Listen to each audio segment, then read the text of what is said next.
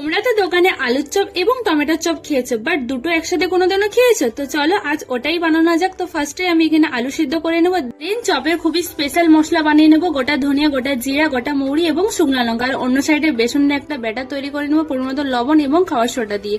দেন অন্য সাইডে কড়াই তেলে পেঁয়াজ কুচি, রসুন কুচি, আদা কুচি, কাঁচা লঙ্কা কুচি সব ভেজে নিচ্ছে। আর আমি এখানে সব কুচি অ্যাড করছি কারণ চপের টেস্ট আরো দ্বিগুণ বেড়ে যায়। দেন পরিমাণ মতো লবণ, লঙ্কার গুঁড়ো আর হলুদ গুঁড়ো।